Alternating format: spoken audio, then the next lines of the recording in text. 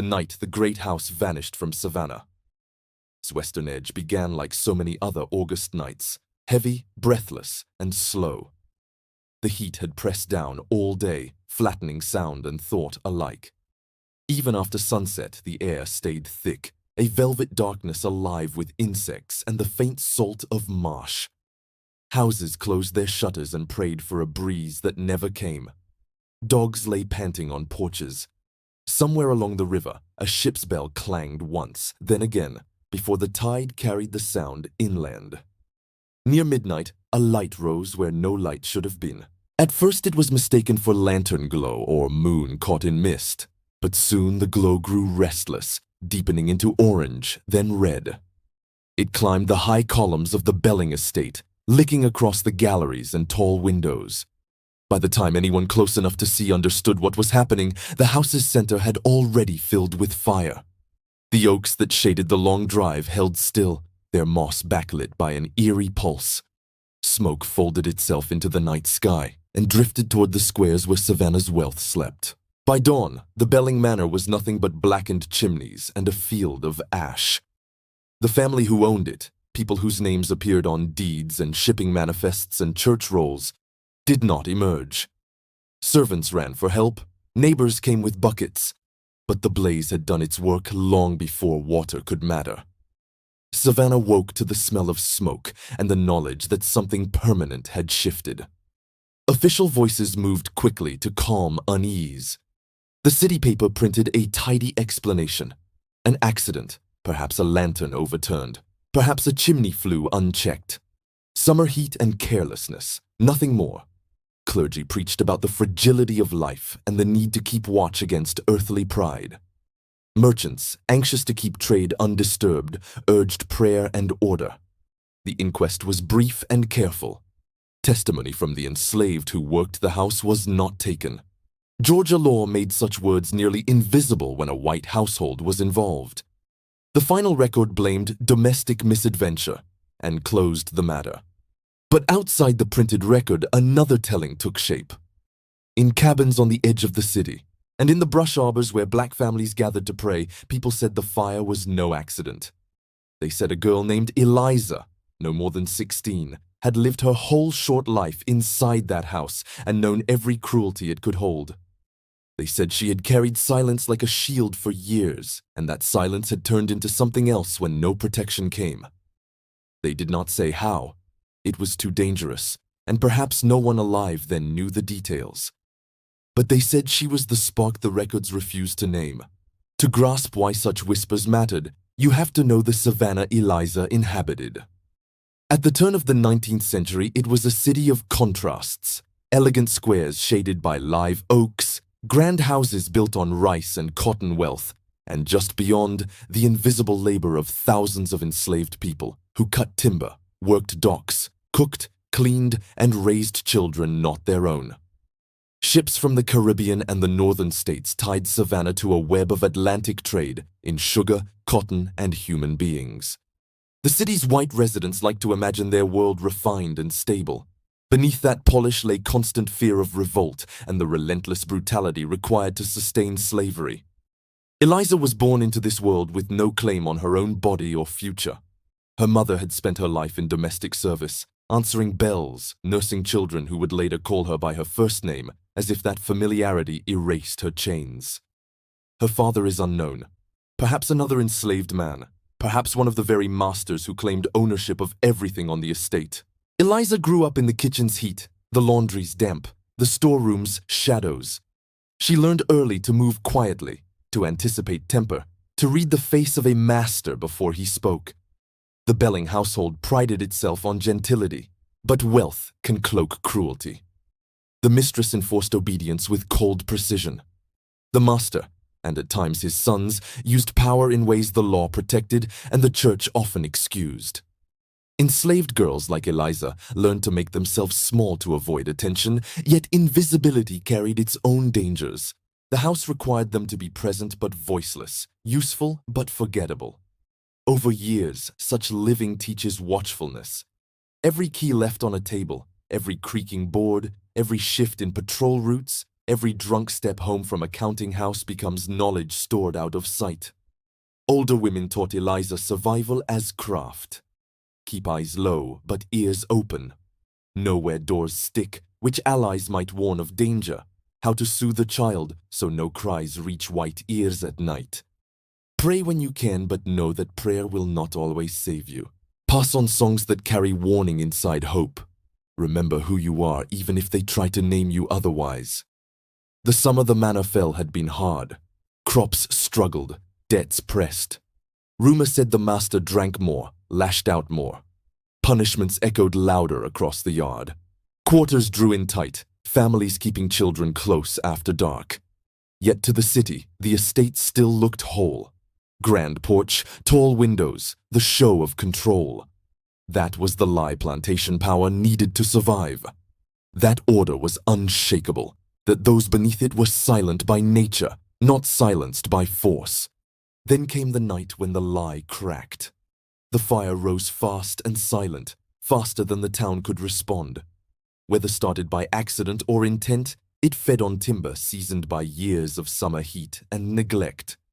People woke to a sky the color of molten copper and the muffled roar of collapse. No one could say exactly what happened inside. No one who mattered to the court would testify. But in the quarters and later among freed families, the story hardened. A girl who had learned the house better than anyone had finally claimed a night for herself. What the record would not print became an heirloom of memory. Eliza's name traveled softly, like a password shared among those who needed proof that even in a system built to crush every choice, some choices remained. The fire became symbol as much as event, not simply destruction, but the end of one family's unchecked dominion, the moment a girl stepped out of the silence forced upon her.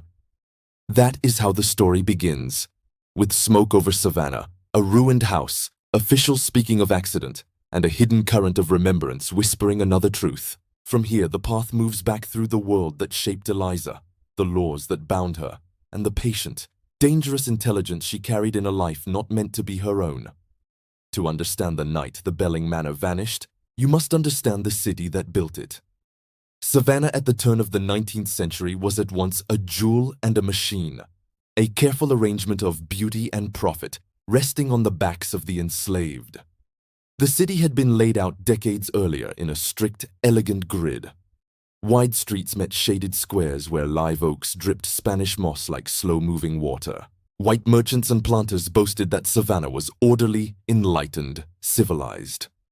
Its orderly squares became a metaphor for what they imagined society should be: neat, controlled, and prosperous. But beyond those squares stretched marsh and pine where control was maintained not by charm, but by force. Money flowed here from the land. Georgia's coastal plain was rich and wet. Rice paddies lined the low country. Cotton fields crept inland, and timber from endless pine forests fed shipyards from New England to Europe. Savannah's merchants shipped barrels of rice and cotton upriver, loaded them onto deep draft ships, and sold them across the Atlantic. Naval stores, tar, pitch, turpentine, kept sails moving and hulls sealed. Every fortune built on these goods was also built on enslaved labor. The slave market stood near the city's center. Buyers arrived on horseback, on foot, by carriage, some traveling from as far as Alabama and the Carolinas. There they inspected men for muscle, women for youth and obedience, children for health. Auctioneers treated families as divisible stock. Advertisements in Savannah's newspapers listed prime field hands, steady house girls, and likely boys. The language of livestock applied to people.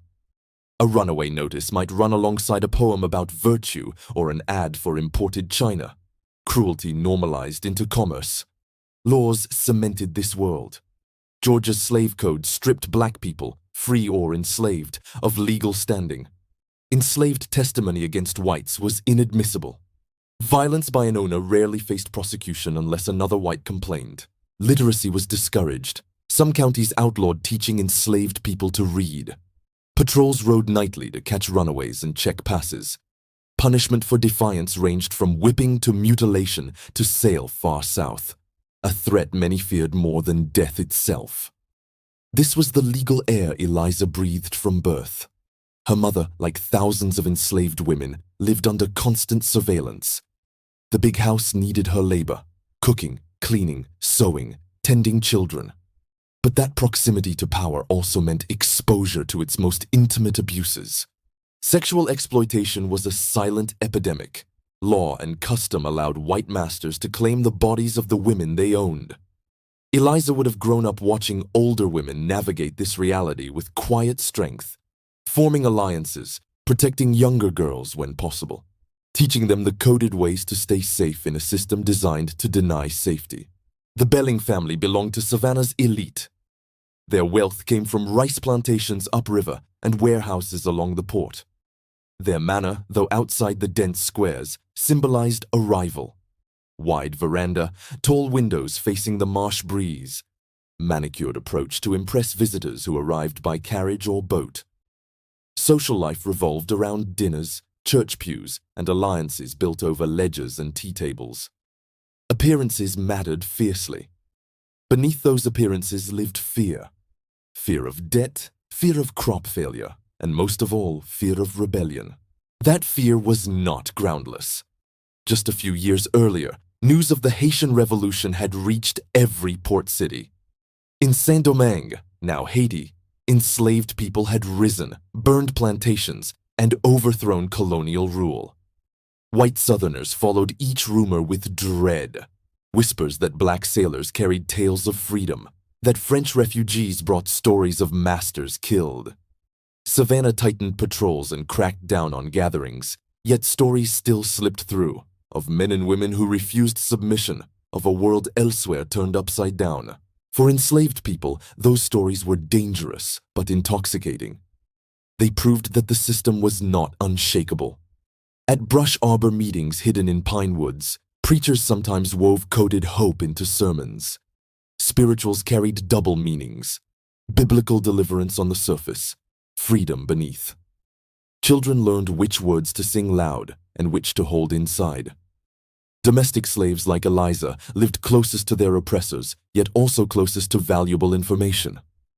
House servants overheard business deals, debts, gossip about patrol routes, and private disputes. They learned which guests drank too much, which allies might look the other way, where keys were kept, and when masters traveled. This intelligence rarely translated into open revolt. The risks were staggering, but it created an inner life beyond obedience. Survival meant calculation. For girls, survival also meant enduring a form of slavery that was profoundly gendered. Older women taught hard lessons. Avoid eye contact when men were drunk. Stay near other women. Know where to run if you hear certain footsteps. They taught tiny acts of self-protection, adjusting clothing, controlling expression, and the bigger emotional work of preserving a sense of self while being treated as property. They did not promise safety. They promised strategies. Eliza's coming of age would have followed this pattern. As a child, she ran errands, tended fires, fetched water. As she grew, she moved deeper into the house, cleaning guest rooms, setting tables, carrying trays. She learned to read the family's moods better than they read themselves. She knew when the mistress's smile meant danger, when the master's quiet meant drink or anger. She witnessed punishments given to others and knew what waited for disobedience. Yet the world beyond the manor taught her something else. In the quarters, people shared food, songs, and fragments of African culture. They preserved names, recipes, small gardens, and night gatherings where drums might whisper through trees if patrols were distant. These acts built identity where law tried to erase it. Children were taught who they were even if papers said otherwise. This underground culture gave resilience, not immunity to pain, but a way to survive it. Economically, the city's hunger for profit left planters exposed to risk. Cotton markets swung, rice demanded constant labor, timber prices fell when shipping slowed. Masters borrowed heavily and hid debts. Wealth on paper did not always mean security. The Belling household, like many, masked strain behind fine dinners. Servants overheard unpaid bills discussed in low tones, merchants pressing for accounts settled. Eliza would have absorbed these cracks. A drunker master, a sharper mistress, an overseer pressed to produce more with less. By the late 1790s, Savannah's white elite lived with contradiction. They believed in their control, yet feared the very people whose labor sustained them. They celebrated refinement, but relied on violence. They preached Christian obedience, but ignored the cruelty in their own houses. Children like Eliza saw this hypocrisy up close, long before they had words for it. They learned that the power above them was not holy. It was fearful and brittle. All of this formed the soil in which Eliza grew, a city of grace and brutality, an economy demanding obedience while built on hidden cracks, a household that demanded silence while revealing its weakness to anyone forced to serve. From this world came her patience, her caution, and the inner reservoir of knowledge that would later feed the legend of a girl the record tried to forget. Eliza's earliest memories belong to the service spaces of the Belling Manor, the heat of the kitchen hearth, the smell of starch and soap in the laundry, the hollow thud of boots on the back stair. Childhood for a house slave was not play, but apprenticeship. From the moment she could balance a bowl, she was part of the machine that kept the white household clean, fed, and comfortable. Yet within that machine, enslaved children developed a second, hidden education, one designed for survival. Older women began Eliza's training as soon as she could walk steadily. They taught her the geography of the house, which boards creaked, which doors could slam if you weren't careful, where the mistress liked to appear without warning. They drilled her in silence. Step light, breathe soft, eyes down unless spoken to. The house expected invisibility. The women insisted invisibility was protection. They also taught small signals, a cough to warn someone that the master was drunk, a phrase dropped into song to tell a sister to hide a hand placed on a child's shoulder to keep her still until danger passed. Alongside this practical schooling came the emotional work of survival. Eliza learned to keep her face unreadable. Fear had to be hidden. Anger had to be buried deep. Tears might bring punishment. Laughter might be mistaken for insolence. She was trained to speak in tones that soothed, to anticipate the needs of people who refused to imagine hers. Yet even as she mastered this outward compliance, she absorbed a private truth passed down quietly from her mother and other women. You are more than the work they make you do. Her mother had once been the head cook, a position both valued and perilous. In the South's grand houses, the kitchen was a crucible. The cook fed not only the family but guests whose opinion mattered. Mistakes could bring rage. Success brought no safety. But the cook also possessed unusual knowledge, control over food, an ear to gossip, the rhythm of the household. Eliza watched her mother navigate this power carefully, deferential in public, decisive behind the kitchen door. She stored her mother's whispered lessons like charms. Know the house better than they know themselves. Know when they fight, know when they're weak. Knowledge keeps you alive. Childhood also introduced Eliza to the harsh gendered realities of slavery. The mistress enforced strict discipline, especially on girls. She corrected posture, speech, clothing, punishing any hint of defiance. But the deeper threat came from men. Power gave white masters access to enslaved women's bodies, and the law offered no protection. Eliza grew up seeing older girls suddenly pulled from certain duties, mothers withdrawing daughters from danger when they could. Warnings came in code. Don't go upstairs alone. Stay by the laundry tonight. These messages told her early that safety was fragile and that silence could be the only shield. Yet her world was not only fear. In the slave quarters, evenings held a different rhythm. After long days, families created fleeting moments of autonomy. Small gardens behind cabins grew collards and herbs. Old songs survived, their rhythms altered but their meanings intact. Children played games that taught agility and awareness. Elders told stories from Africa blended with Bible tales, lessons of cunning and endurance. Around hidden fires, people prayed and sang spirituals whose words promised freedom and whose hidden messages gave hope. Steal away meant more than heaven. Eliza soaked up this cultural underground. It gave her a sense of belonging no manor could erase. Here she was, not property but child, niece, sister, here she could laugh. She listened to stories of ancestors who outwitted captors, of Moses leading a people out, of revolts whispered about, though never named too loudly. She did not know if she would ever be free, but she learned that the system was not natural or eternal. It was something people endured, and some had resisted. She also became observant to a fault. Survival demanded it, but her intelligence sharpened beyond routine. She noticed who in the household kept secrets. She learned which merchants pressed the master for payment, which guests left their cups half full, which locks were broken and never fixed. She knew which son feared his father and which one carried cruelty like sport. The older women saw this watchfulness and worried, but also respected it. "Keep it quiet," her mother warned. "What you know can save you, but it can kill you too." Religion played its double role. The Belling family paraded piety. They sat prominently in church. They brought enslaved people to services when it suited them, taught obedience verses, and used scripture to sanctify control. Yet in the quarters, Christianity was reshaped. Biblical heroes who defied Pharaoh or escaped bondage became models. Prayers carried a yearning the official sermons never acknowledged. Eliza's mother prayed aloud, but also in whispers, asking a God who seemed distant in the Whitechapel to remember the forgotten. This secret faith taught endurance, but also that endurance could hold anger without losing soul. As Eliza neared her teens, work grew harder.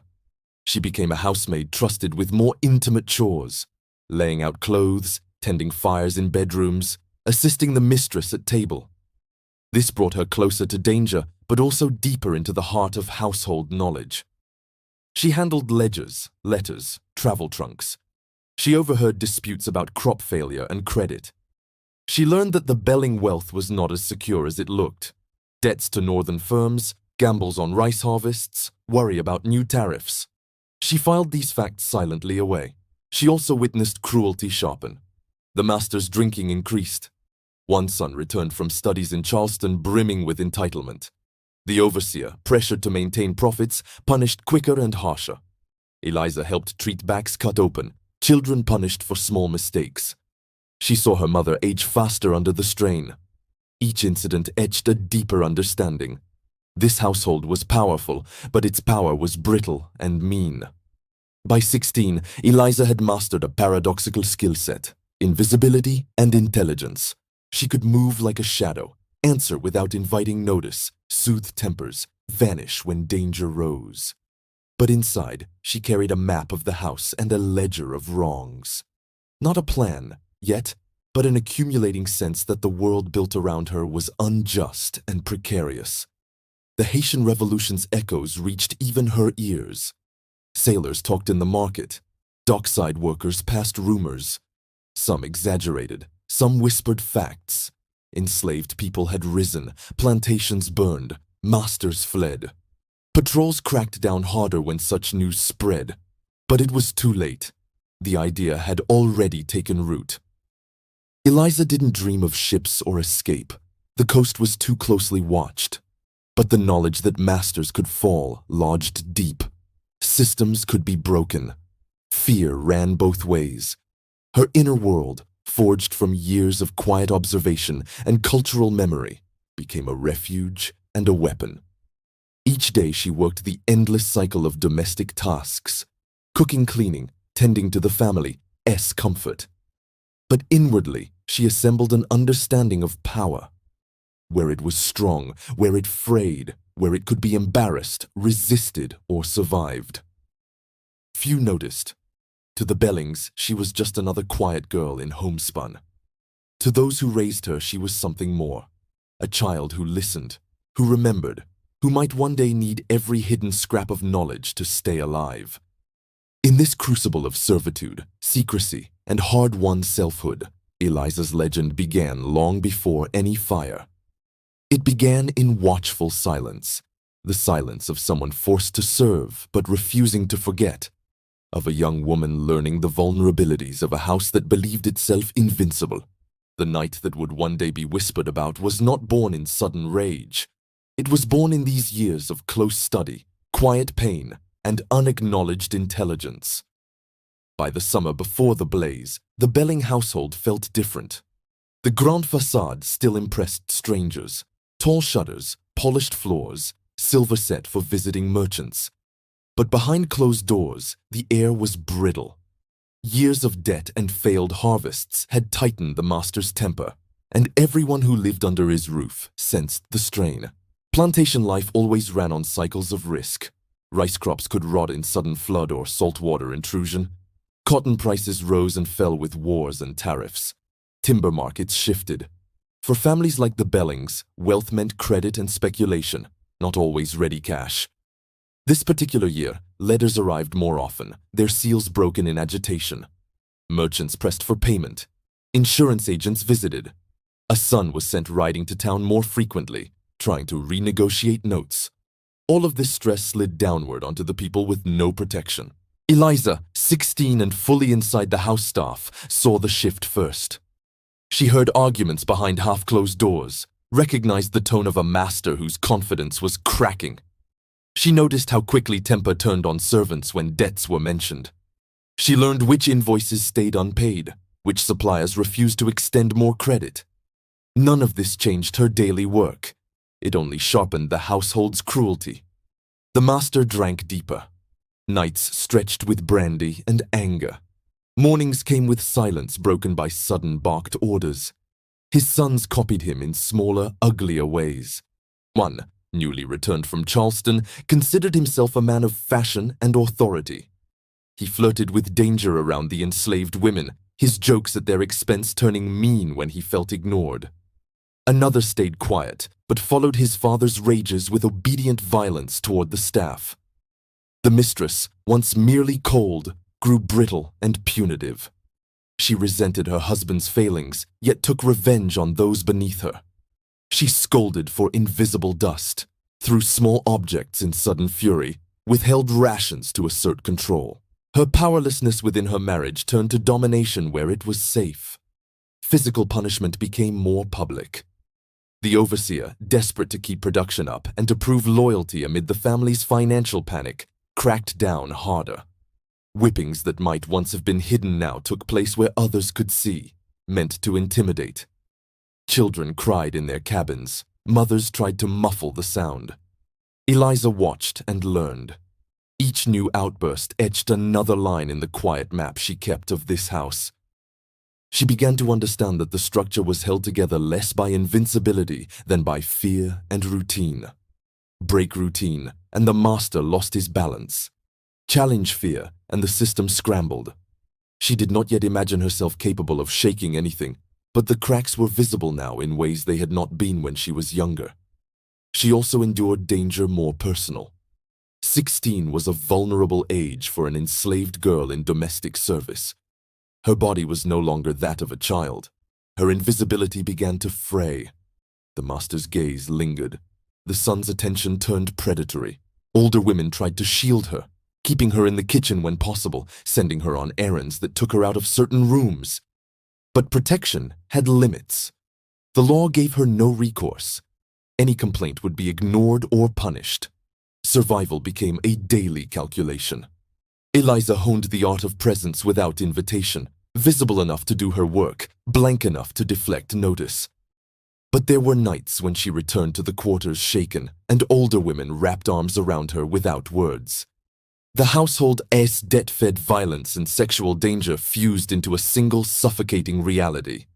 She was trapped in a failing house that could still hurt her endlessly. Beyond the estate, the city was uneasy too. Patrols increased. Rumors of rebellion elsewhere, from the Caribbean, from upriver plantations, reached the enslaved through docks and markets. The Haitian Revolution still haunted Savannah's white population. Pamphlets and sailor gossip kept it alive. Fear of uprising made masters paranoid, and paranoia bred cruelty. Curfews tightened. Secret prayer meetings were raided. Yet the stories could not be stopped entirely. Each whisper reminded the enslaved that power could be overturned. Eliza absorbed those whispers cautiously. She was no dreamer. She knew the risks. She'd seen people whipped bloody for far less than rebellion. But she also knew that fear ran both ways. White fear of black resistance was real and palpable. And fear, she began to sense, made the oppressor sloppy. The kitchen remained her watchtower. From there she saw everything. Which doors stayed unlocked, which family members stumbled home drunk, where candles burned late, where valuables were kept, where timbers had gone dry from long summers. This was not yet a plan. It was the natural result of years in forced service. But the accumulation of knowledge can shift from survival to quiet empowerment. Eliza was reaching that threshold. Community in the quarters tried to sustain morale. Women still sang as they cooked. Men still carved small tokens or told trickster tales. Children laughed when they could. But the summer felt heavier. Fear of sale hung like smoke. The family might liquidate assets, and assets meant people. Conversations hushed when patrols passed. Prayer circles leaned toward pleas for deliverance rather than simple endurance. In this atmosphere, a single spark of defiance, metaphorical or literal, could have enormous resonance. Most enslaved people chose survival above all. Rebellion often meant death. But the idea that one person's act might change the narrative lingered, dangerous and magnetic. Stories of uprisings, of houses abandoned or destroyed, passed like contraband knowledge. Eliza did not confide her private thoughts.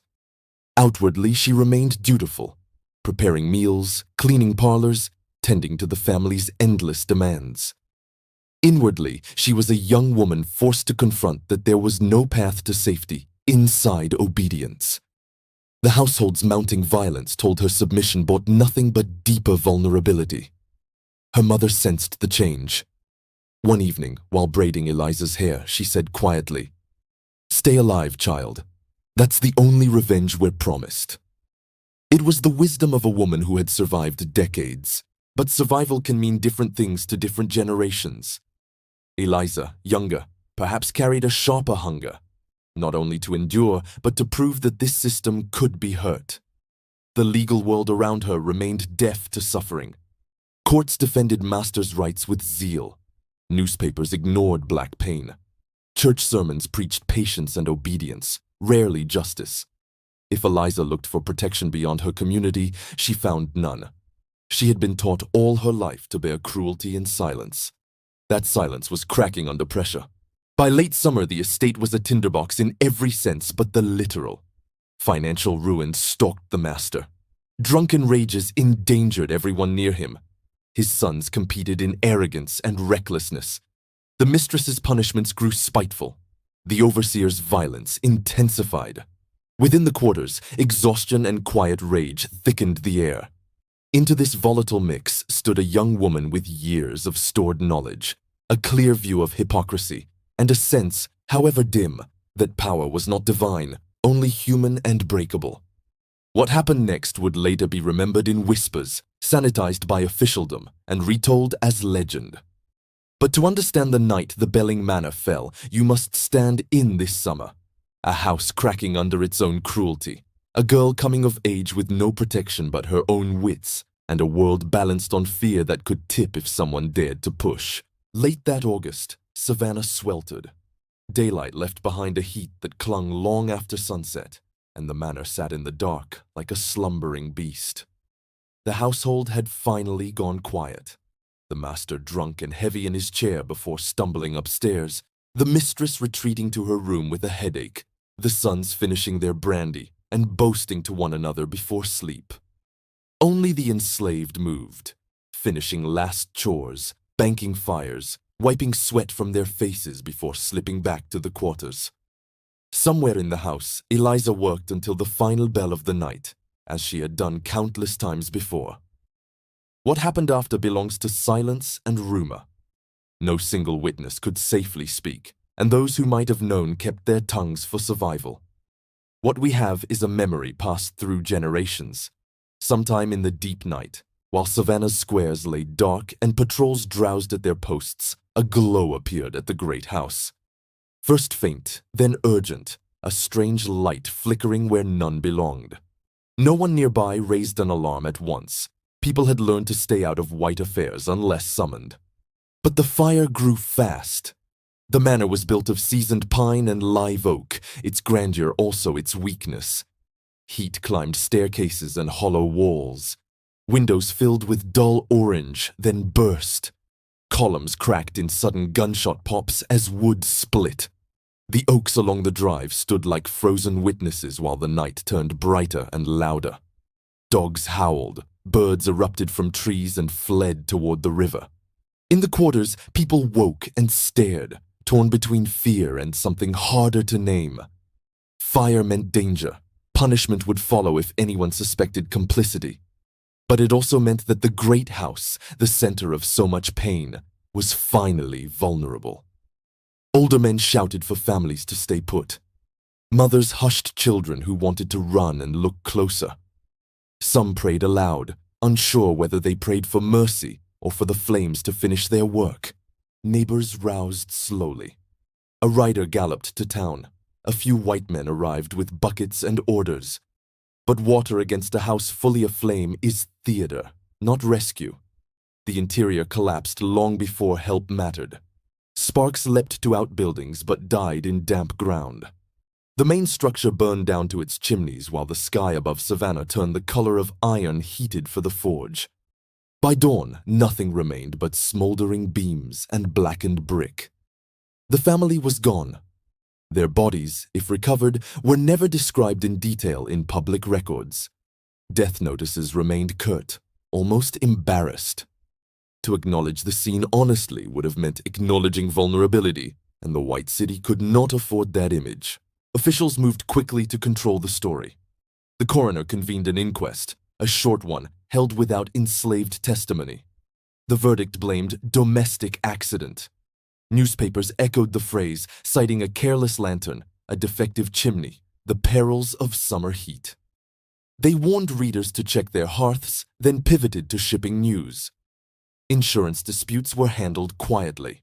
One policy reportedly refused to pay because of negligence, but the record stops short of naming details.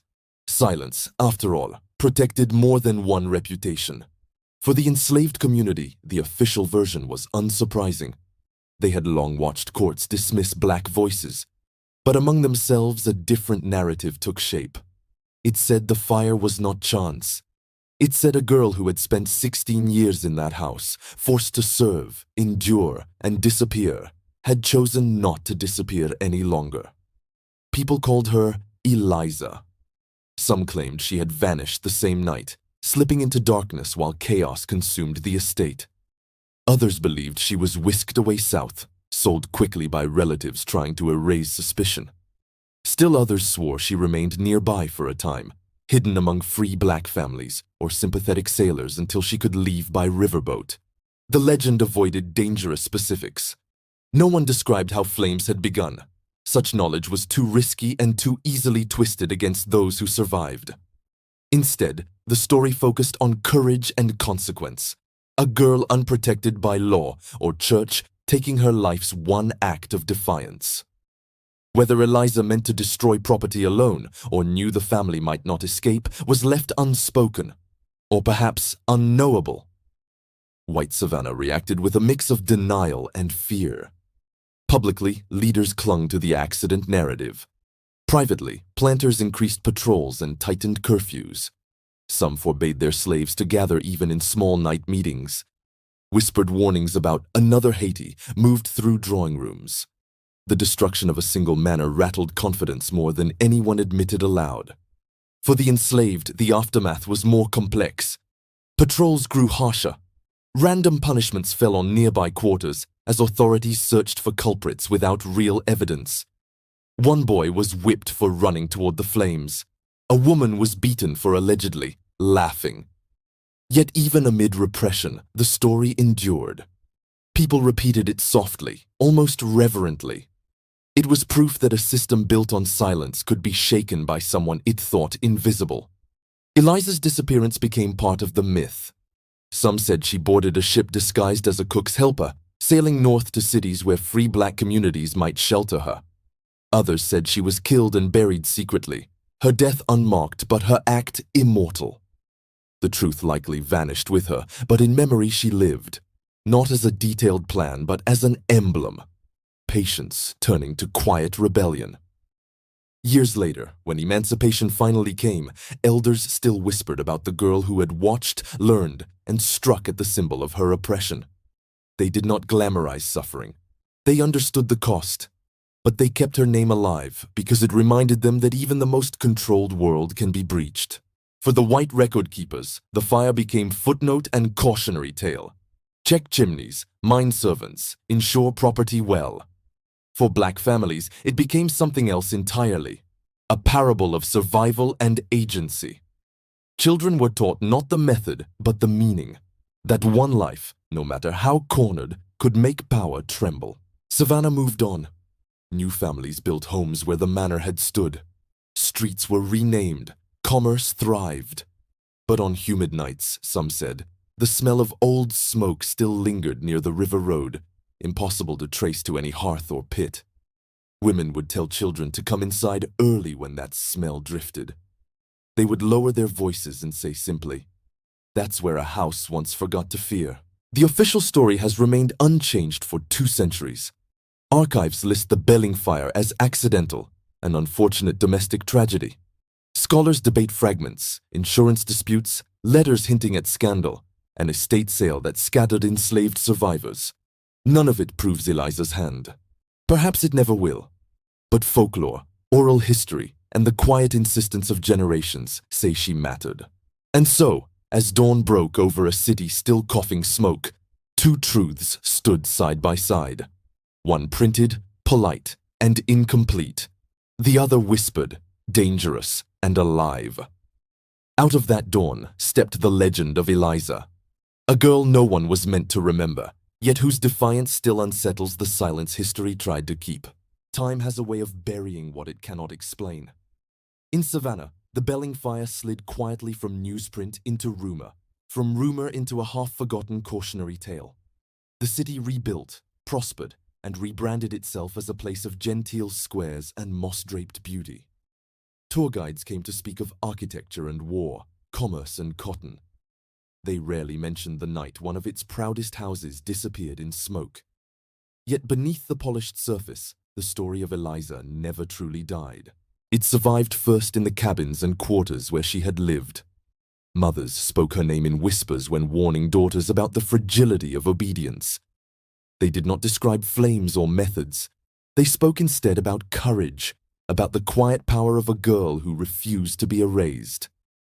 "Remember Eliza," an older woman might say when telling a child to keep her eyes open, to know the world even when forced to serve it.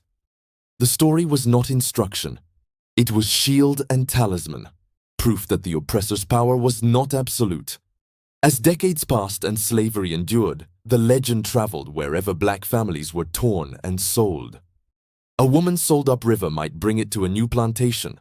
A man hired out to work on docks might repeat it to shipmates.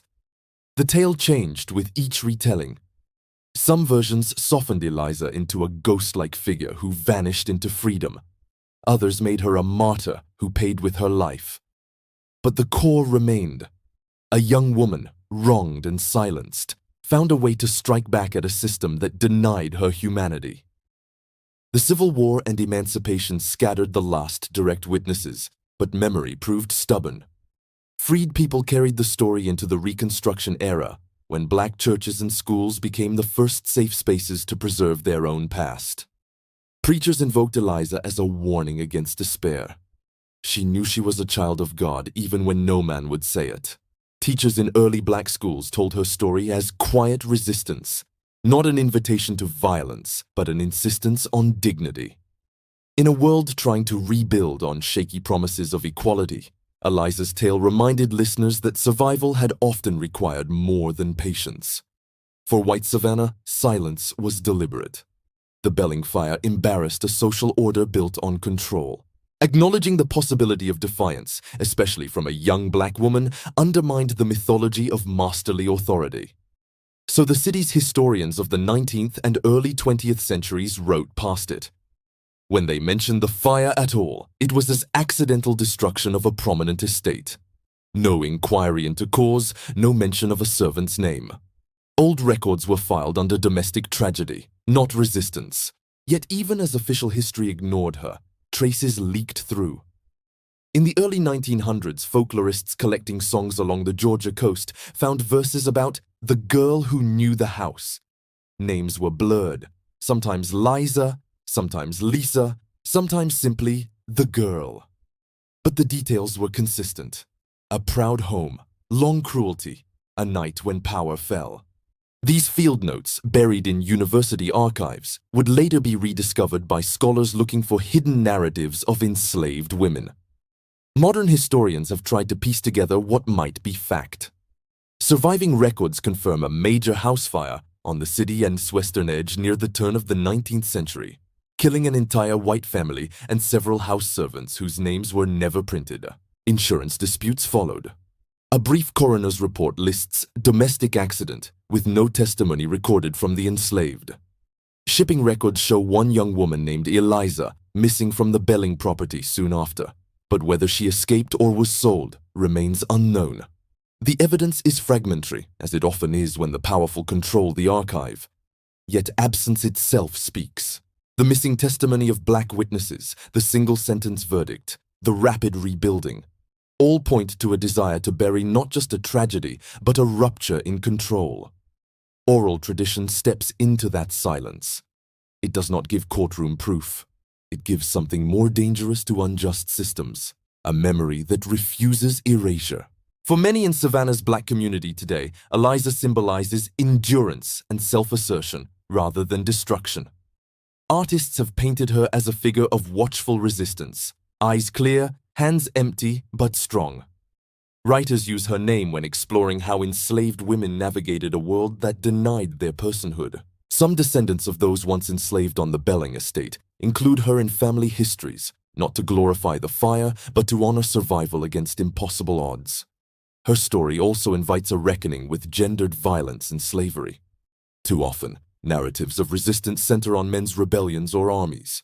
Eliza's legend insists on seeing the interior life of a teenage girl forced into servitude, stripped of legal recourse, enduring harassment and threat, yet retaining agency. It asks readers to acknowledge that resistance can grow not from battlefield plans, but from quiet, private refusal to remain invisible. For the broader city, remembering Eliza is uncomfortable but necessary. Savannah markets itself on beauty and heritage. Many tourists stroll streets built by enslaved labor without knowing those histories. Acknowledging stories like Eliza's complicates easy nostalgia. It reveals that the wealth behind those mansions depended on lives like hers, and that those lives did not always submit silently. Modern commemorations remain tentative. No plaque marks the site of the Belling Manor. Local historians debate whether the legend can be proven beyond doubt. Yet community groups have begun telling the story during Black History tours and Juneteenth events. Teachers include it in lessons about hidden resistance. Writers use it to spark conversations about how archives omit those most oppressed. Why does such a fragile, unverified story endure? Because it fills a gap official records leave. For enslaved people, history was often something done to them, written by those who owned their labor and silenced their voices. Oral stories were one of the few ways to reclaim narrative. Eliza's tale gave hope. If even one girl in the belly of the system could challenge it, then perhaps the system was not divine fate but human cruelty, and human cruelty can be opposed. For listeners today, the story still has power. It asks what happens when a person is pushed beyond safety, denied every peaceful path to dignity. It does not prescribe action, it illuminates the human cost of oppression. It forces us to consider how many stories like Eliza's vanished completely because fear erased them. And it challenges comfortable versions of history that celebrate architecture while ignoring the lives spent building and serving inside those walls. Standing where the Belling Manor once rose, you will find nothing marked. Grass, trees, and the slow hum of modern Savannah fill the space. Yet for those who know, the ground feels charged. It is not the blaze itself that lingers, but the knowledge that someone uncounted made a choice and changed the story, even if the city tried to forget. To remember Eliza is to refuse the erasure slavery demanded. In the end, her tale offers no neat heroism, no safe moral. It is ambiguous, painful, unresolved. But it is also fiercely human. A girl learned the world that oppressed her, endured it until she could no longer, and left a mark history tried to scrub away. We do not need every fact to honor that. We need only the courage to hold space for voices denied record. If Savannah wishes to tell its full story, beyond moss and mansions, it must speak Eliza's name. Not to glorify tragedy, but to acknowledge survival, resistance, and the cost of injustice. Her night of defiance, whatever shape it truly took, is part of the city's soul. Silence kept her alive in her own time. Remembrance keeps her alive in ours.